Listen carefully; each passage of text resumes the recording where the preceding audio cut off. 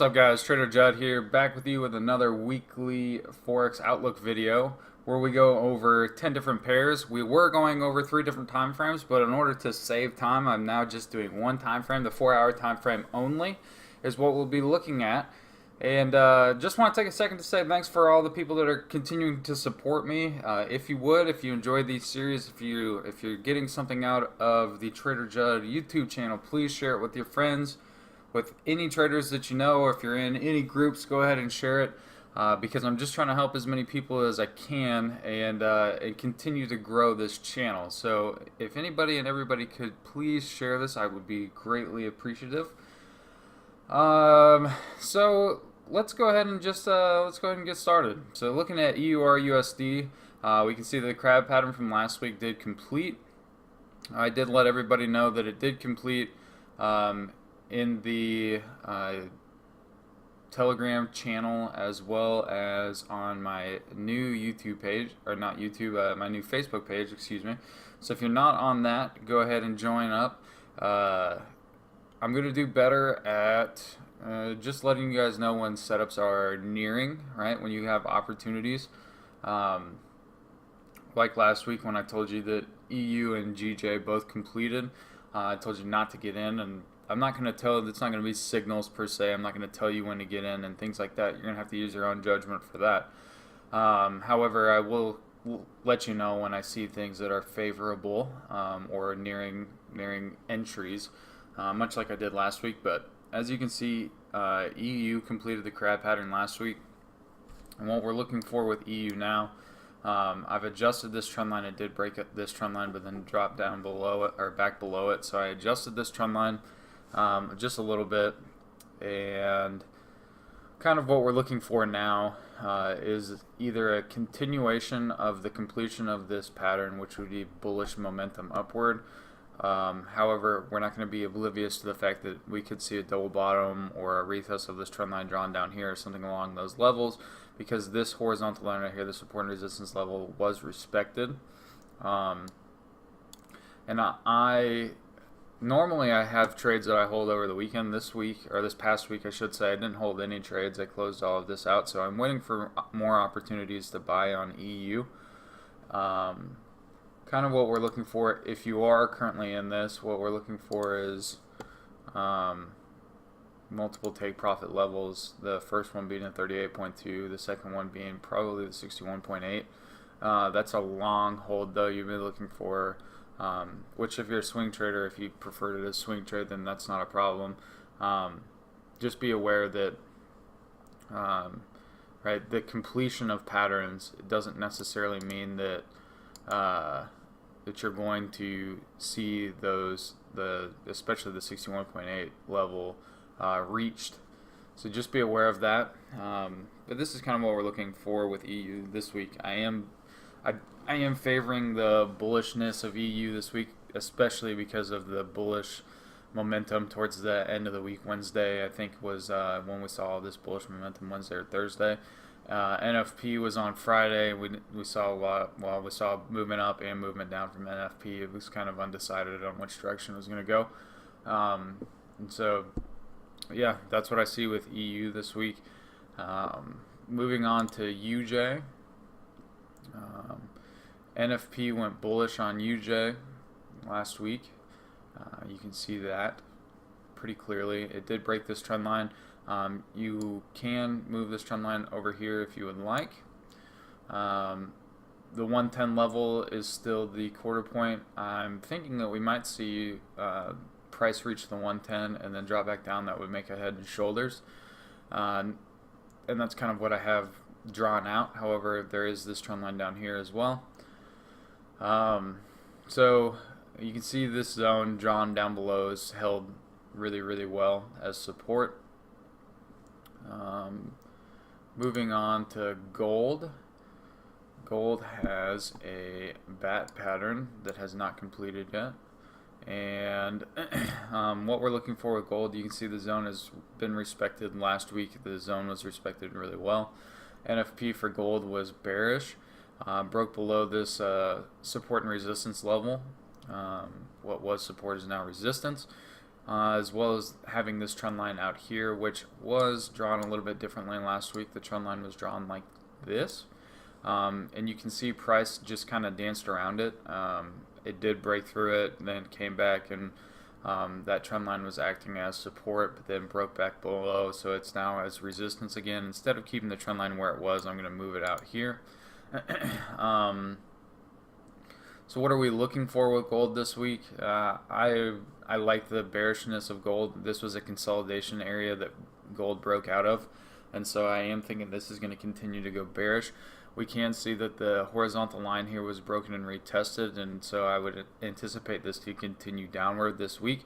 However, if price does break back above this horizontal line, then we would be looking for a retest of the trend line or a retest of the zone. If we get a solid break and retest with a continuation confirmation in our direction, then I would be comfortable buying this. But as of right now, my outlook is bearish. If you get a good opportunity to sell this, you can wait for the completion of the bat pattern. There is these two horizontal rays down here. That's because of the way the parameters work. It'll either complete here or here. The top one being the more likely one, but the bottom one is the 161.8 of the X to D. And so that's something to be aware of. The X to D is down there, and the 3.618 is this top line up here, and so it can complete at either one of those levels, the top one being more likely. So yeah, that's what I see with gold. Moving on to EA. EA last week trended up, and then dropped right back down the last few candlesticks of the week. Those bearish candlesticks are significant. However, the EMAs are to the upside. It looks like they're about to cross this, so we'll have to see how this opens up. Just like last week, the 88.6 retracement is down here. The 78.6 retracement was broken, and so I would not be surprised if we saw this continue to go bearish. We are a long way from the trend line though, so we could see some sort of trend line retest before coming down to these levels. That's why you see so many different options with the arrows on EA. Moving on to GN. The Gartley pattern did complete last week. However, we did get a little bit of a retracement and then a continuation downward. Should have seen this continuation downward coming because of all of the rejections down here to the left.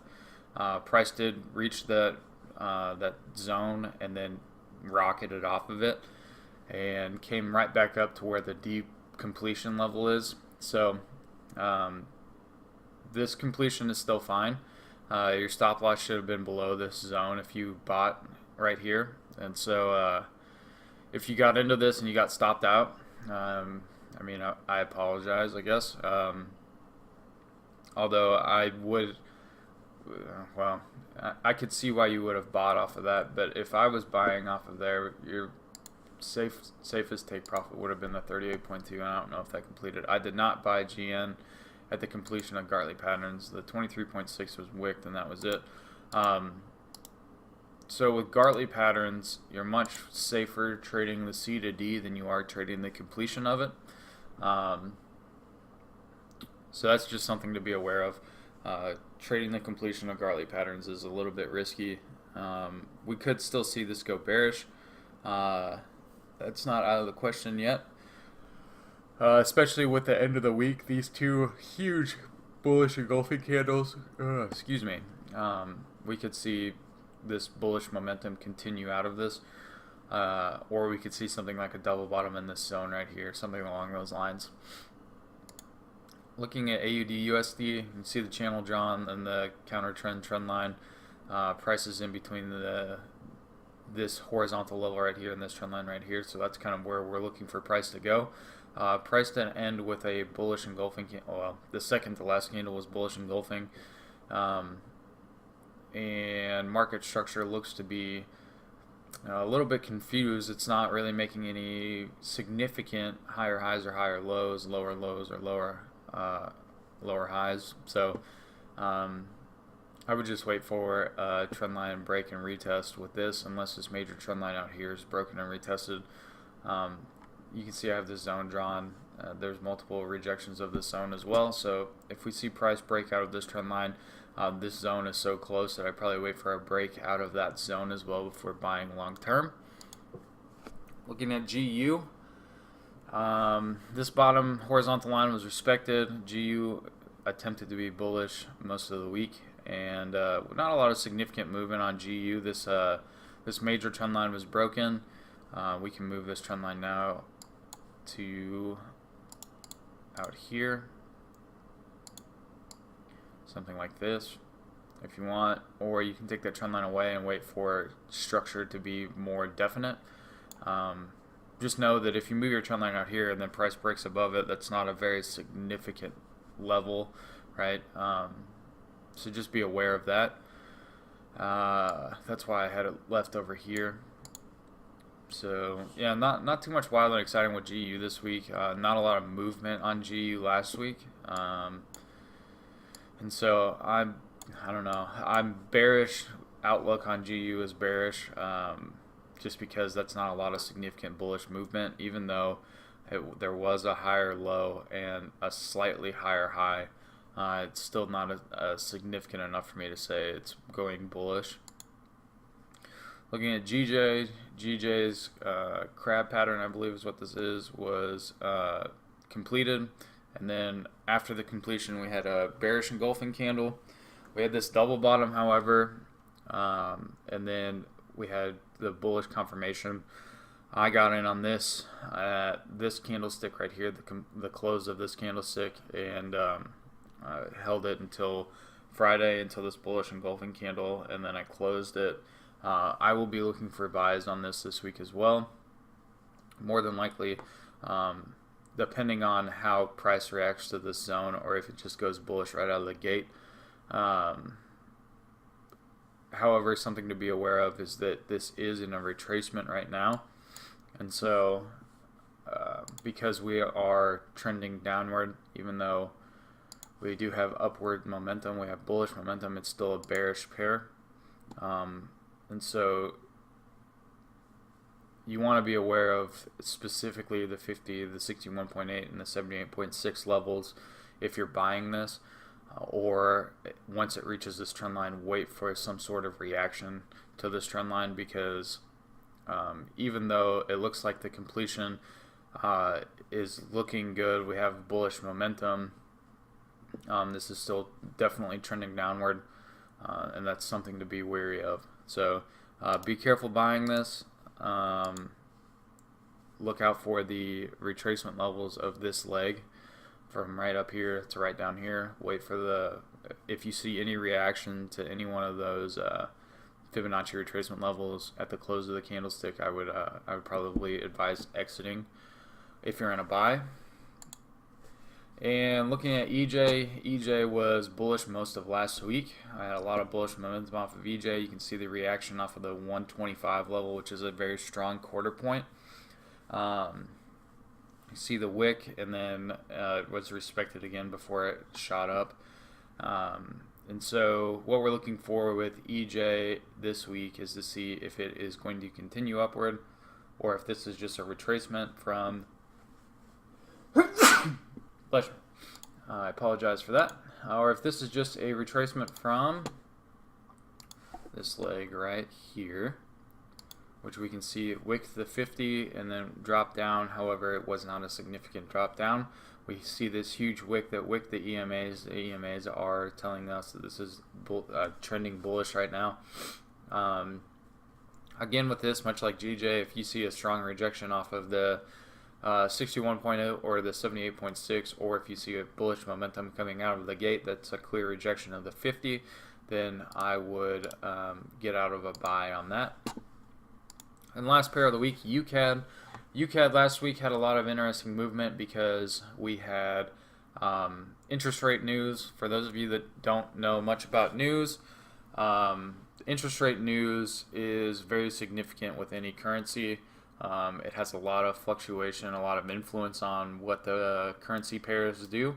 So always be wary of interest news. We can see that there was a significant bearish engulfing candle after the interest rate news.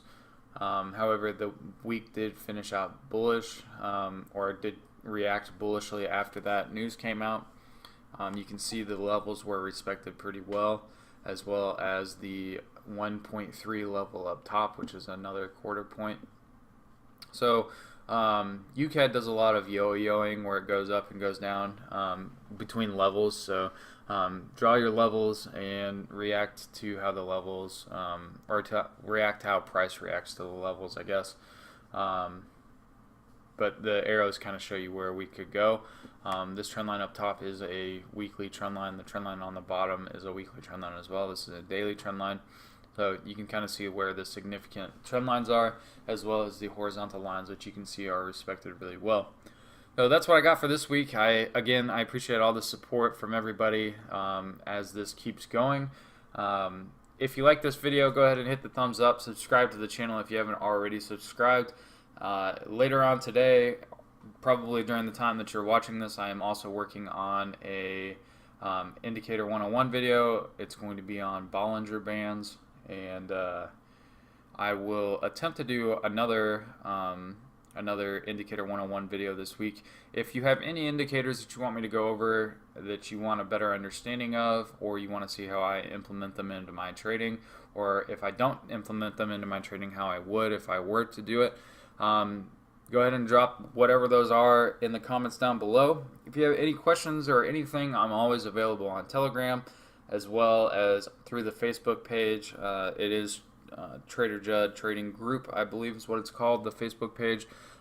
If you're following the Trader Judd channel on Telegram, there is a link to the Facebook page through there.